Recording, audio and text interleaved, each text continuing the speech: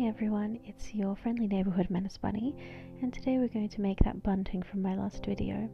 So here's this fabric that I purchased on my last outing, and two others that I had lying around in storage. We'll also need some ribbon. I chose black, some fabric scissors, thread, and pins and needles as always. We'll also need some paper, bulldog clips, a ruler, regular paper scissors, a pencil, and some dressmaker's chalk. Okay, so I've then made myself a little triangle pattern. You can do it any size you like, and traced around it with my dressmaker's chalk.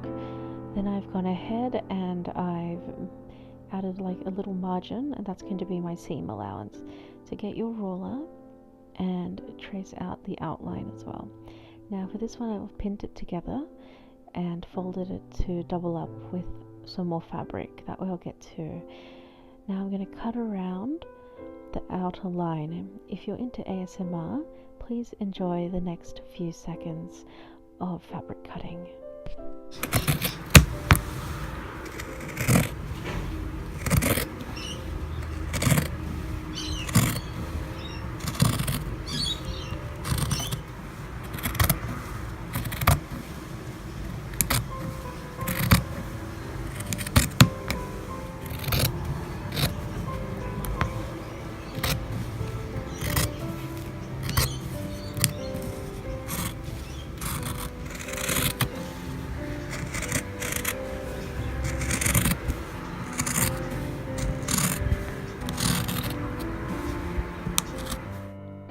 I hope you enjoyed that.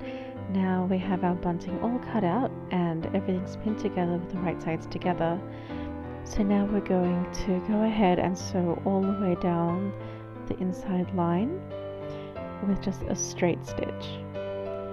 You go all the way down, making sure to get all your pins out of the way as you go.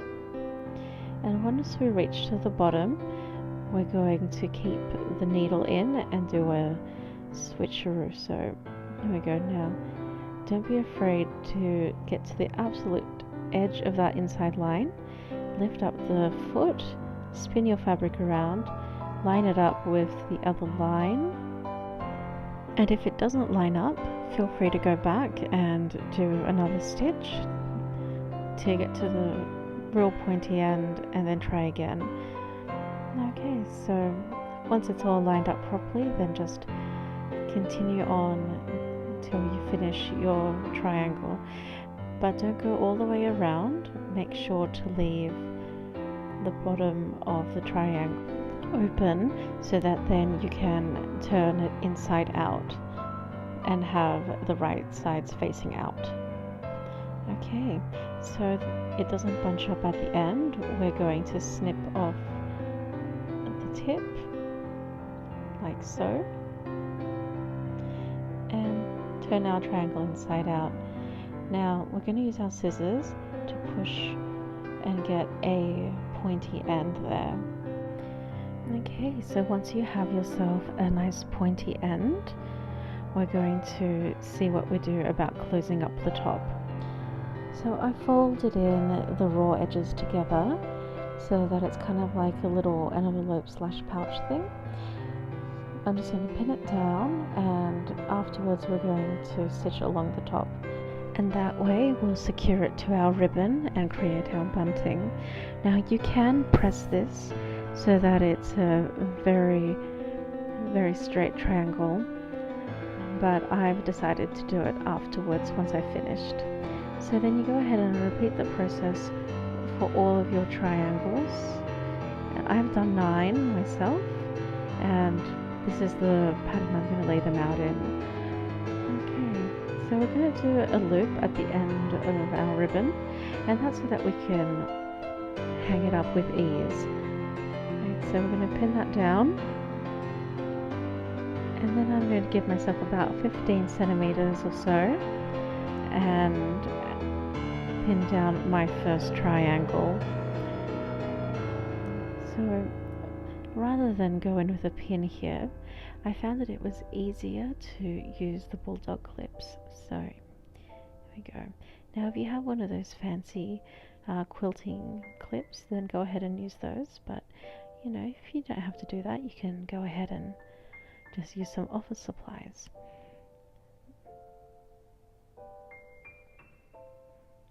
It's almost like putting washing on a line at this point. But yeah, there we go. So that's the first one, and I'm going to do that with all the other triangles. And I want to have a 10 centimeter gap between each, so make sure you get your ruler out to make it uniform all along the line. Now you can make it as near or far as you like, it's completely up to you. Alright, so it's time to stitch. Now we're going to go in with a zigzag stitch for the loop bit. Now the reason we do that is because it's a little bit stronger than just having a straight stitch down such a narrow ribbon. Now of course, if you do have a thicker ribbon, then you could do a straight stitch, but it's completely up to you. Alright, now we can do a straight stitch right down the middle of the ribbon to attach it to the triangle. I do recommend you take the pins out as you go so that the ribbon stays on straight and you don't have any bits that show up at the top. I also recommend doing a cheeky little back stitch at the beginning and end of every triangle, just to make sure that you've really secured it on there, and you also don't have to then tie up any loose ends. You can just cut it off and be sure that it's secure. Now you repeat this process for every triangle along your ribbon, and at the end you create another loop like we just did at the beginning. And there you have it. You have your bunting that's all ready to hang up on your wall. Now it isn't Halloween anymore, but you know what they say, Halloween is every day to us goth types, haha.